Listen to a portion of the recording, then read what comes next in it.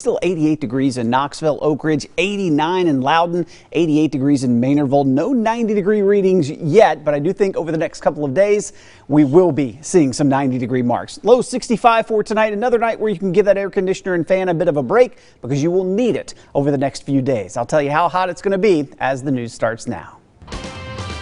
Serving the people of East Tennessee. WATE 6 on your side. News at 6 starts now.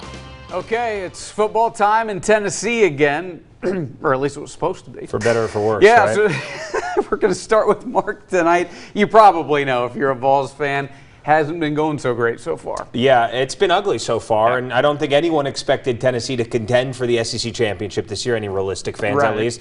But to struggle at home with Georgia State, a team that won 2 games last year, in your home opener, yeah, it's really just not what you want to see. But there's a lot of excitement here leading into the day, Mark, and people were excited prior to the game to see what Tennessee had in store. Here's what I love about sports. The last man standing always wins. It doesn't matter if you get knocked down, but will you get back up? The journey back to a fighter's feet, it's a process, taking one step at a time. So here's to our next step. Here's to the second round of this.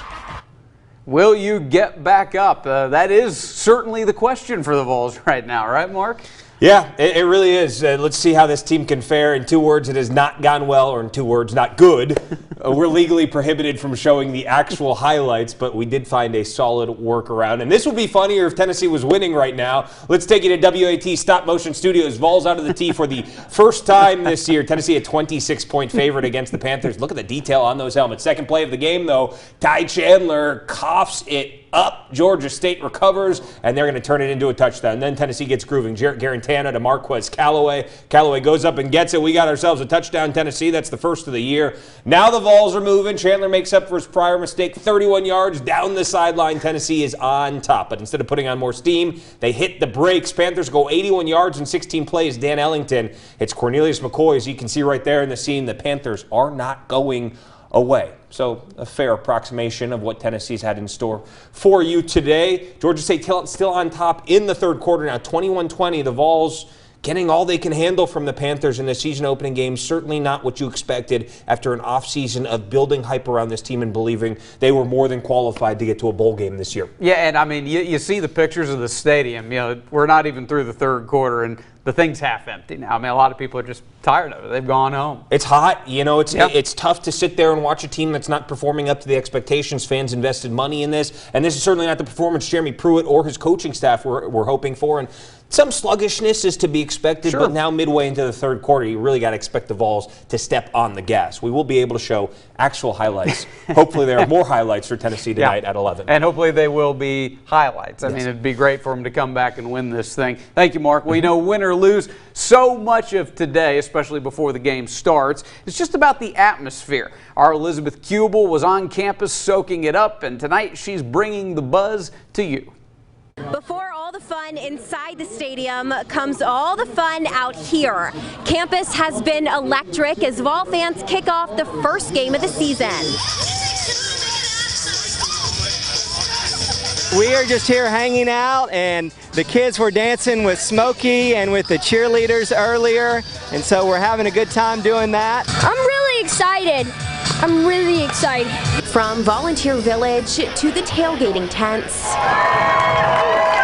And of course, taking in the famous Vol Walk. Our blood's bleeding orange. We're ready. Let's go. It is a great day to be a Tennessee fan. Nice day. It's crowded and everybody's pumped up. Some are born fans, others made, and some taking in Rocky Top for the first time. It's a great atmosphere out here. We love Neyland, we love Knoxville. And there is clearly no lack of spirit here. Fans are ready to finally kick off the 2019 season. Family, kids, old people, young people, we all come together for the Vols to win. Go Vols! Go Vols! Reporting at UT, Elizabeth Kubel, WATE 6 on your side. All right, thanks, Elizabeth. Our Marshall Hughes and Jordan Kramer are at Neyland. They will be covering the season opener from every angle. Hopefully the Vols can come back and this thing will go down a little easier. We will see shortly. Make sure you join us at 11 for total team coverage. Well, game day sure didn't start out all that great for some members of the Vol Navy. Their boat sank in the Tennessee River. Around 6:30 this morning, Knoxville's fire department says a boat docked as part of the Vol Navy caught fire. All 5 people and 1 dog on board did get out safely. We are turning now into breaking news. In Hamlin County, deputies are trying to track down an escaped inmate. Around 3 o'clock this afternoon, the sheriff's office says William George Phillips Jr. escaped from a workhouse. That is a facility with more minimal security than a jail. A spokesperson says this escapee had been in the workhouse several times without issues. He had also worked at the rescue squad as well as other places in town before. If you see William George Phillips Jr., call the sheriff's office, 423-586-3781. As Hurricane Dorian gets closer, evacuations have started in the Bahamas. Dorian's now a Category 4 storm. Experts say it could pound the northwestern Bahamas with 150-mile-an-hour winds tomorrow. Even though it's still possible Dorian might not make landfall in the United States, people in Florida are getting ready. Ryan Hughes is in Melbourne, Florida, to show us. Good evening. This is one of 4 sandbag locations open in Brevard County, Florida. Some residents tell me they have waited in their vehicles 2, even 4 hours to pick up 10 sandbags. One of the most coveted things along Florida's Atlantic coast this holiday weekend, sandbags. Cars and trucks stretch for as long as the eye could see. How long did you wait? For about 2 hours. What was it like? It's hot. And it's real slow, but it's worth it. Melbourne resident Willie Williams plans to put the sandbags next to his front door. This county, which has around 600,000 residents, has been on pins and needles as Hurricane Dorian churns at sea. A mandatory evacuation is set for Sunday at 8 in the morning for anyone living on the barrier island or in low-lying areas. I am leaving right now, actually. Where are you going to go? Either over to Tampa or back home to Maryland. We just moved here, like this week, from Tampa, so so we might be going back to Tampa. And these sandbag locations are open from sunup to sundown. Reporting in Melbourne, Florida, I'm Ryan Hughes. Now back to you. Meteorologist Ken Weathers joins me now. So it sounds like Dorian could miss the mainland U.S., still could do a lot of damage regardless, right? Yeah, we'll say it's looking a little less likely Florida would see a direct hit. But remember, these aren't just point storms. That's what's important for you to realize. Impacts are going to be widespread across much of Florida all the way up into the Carolinas, whether it makes a direct hit or not. This is the current satellite visibility, well-defined center of circulation there with the storm. And this is one of the reasons I was talking about. These are wave heights, nearly 30-foot waves, of course, surrounding the system. But look how far out we've got 5 to 6 foot waves in the storm, not even to the Bahamas yet. So that's what I'm talking about, wide impacts with this all the way up and down the Florida and Carolina coast. Here's the latest 5 o'clock advisory, 150-mile-per-hour sustained winds. It's a Category 4 hurricane. Still looks like it may miss southern Florida landfall, but notice the cone of uncertainty is still including the east coast of Florida. So I'd say this is not a totally done deal where it's going to miss the Florida coast, but I would say definitely be watching anywhere from Jacksonville up through South and North Carolina as we head late Labor Day weekend into the middle part of next week. Mark? Excellent track. Thank you, Ken. We appreciate that. Still to come here on WATE 6 on your side. News at 6. A gunman opens fire at a football stadium in Alabama, leaving close to a dozen people hurt. What officers say was behind the attack. Looks like the heat and humidity is going to continue to build through the rest of the Labor Day weekend. I'm going to let you know when we're going to see some heat relief, though, coming up.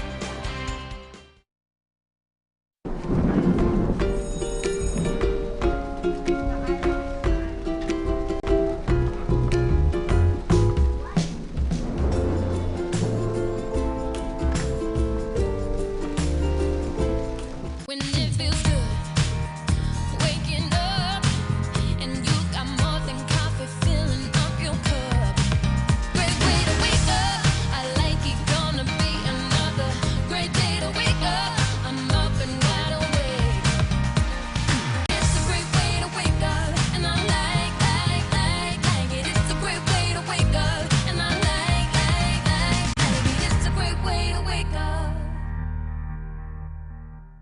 One of the great things about our $1 million community investment program is we've had a chance to work with some amazing charities. Now, East Tennesseans, as we all know, are generous and caring, and we are pleased to play a small part by offering these multimedia grants. Now, to learn more, go to WATE.com.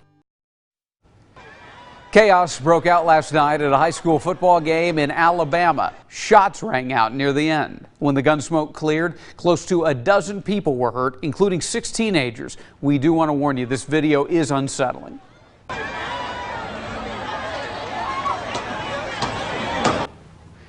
This happened at Ladd Peoples Stadium. That's in Mobile. Police say they have the teenager who was behind it in custody. D'Angelo Parnell is accused of opening fire. He is 17. This was a cowardly act by an individual that did not know how to deal with the conflict or the disagreement that he was having with somebody else other than recklessly discharging a firearm into a crowded venue. D'Angelo Parnell turned himself in earlier today. He is charged with 9 counts of attempted murder. Now, here's Knoxville's most accurate forecast from the WATE 6 on your side storm team.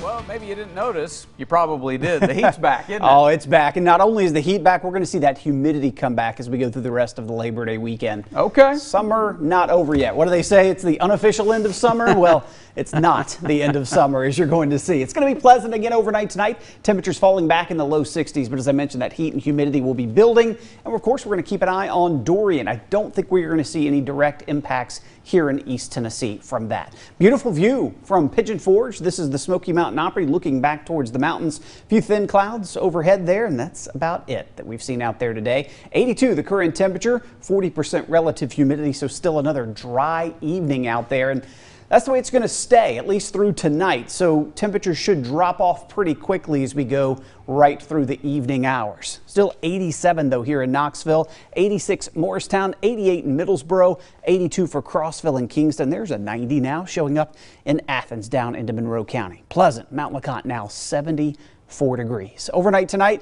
again, not as many 50s as we had on Thursday, Friday, or even this morning with some low 60s. We're talking more like low to mid 60s starting out. 54 at LeConte, 65 in Knoxville, 64 in Maryville and Tellico Plains, and 64 in Crossville. So here's where we'll start first thing tomorrow morning at 7 a.m. I don't think we're going to see a lot of fog, but can't rule out some patchy fog in some areas, especially near the waterways.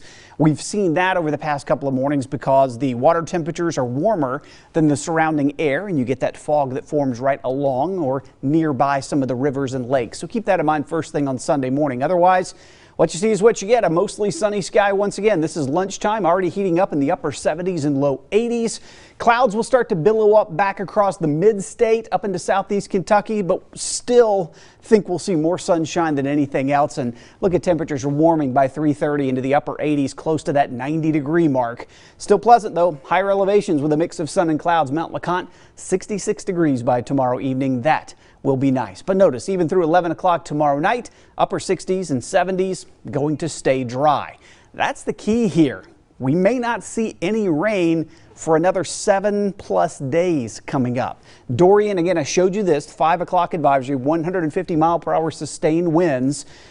That's a category 4. 157 or greater, that's a category 5. Regardless, this is a very strong and dangerous storm. Could impact certainly the northern Bahamas as we go late weekend into the Labor Day itself. Still, the forecast models have been trending a little further east the last several runs. I was talking about this yesterday, that we may not see a direct hit or landfall along the Florida coast, but they will still feel impacts. I still think northern Florida through Savannah all the way up through the Carolinas still need to be on high alert with this system, especially from midweek towards late week. This is still a very dangerous storm regardless. High rip currents at a minimum all the way up and down the Florida coast through the Carolinas as we go through the Labor Day weekend. So I mentioned, though, with it staying that far east, our rain chances are basically zero other than a weak front that will be coming through on Thursday, but there's not a lot of moisture with that.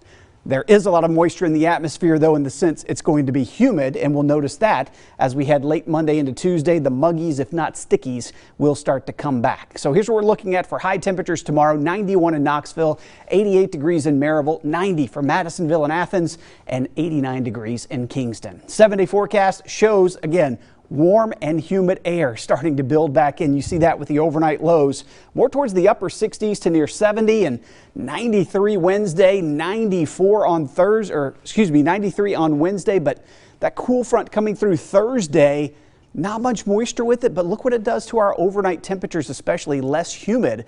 We'll see some upper 50s by next Saturday when BYU comes to town. More sunshine, but still relatively comfortable for a night game. It's a 7 o'clock, is that right, next week, I believe? 7 o'clock kickoff for BYU. Guys, it is time again for our Player of the Week. It was a wild week, too, all across our area last night. Hope you joined us on Friday Frenzy. If not, you still got plenty of chances to do so throughout the season. There were so many quality choices for Fox Toyota Player of the Week, our nominee. It's tough to narrow it down to just 3, let alone we had to do it. So here they are for you. Troy Davis, he did it all for Gibbs, 212 rushing yards and 3 touchdowns, a 4th score through the air last night. Isaiah Mattress, King West win over Farragut. He had 2 touchdowns rushing, including a 90-yard gallop to seal the game. And Ronald Jackson, 2 catches, 2 long touchdowns, and an interception in Alcoa's blowout win. We will announce our Fox Toyota Player of the Week winner for Week 2 on Wednesday. And the Vols have taken the lead. They have 23-20 in the second half. All right. Things are looking up. We'll see you tonight at 11 on Channel 6. Good night.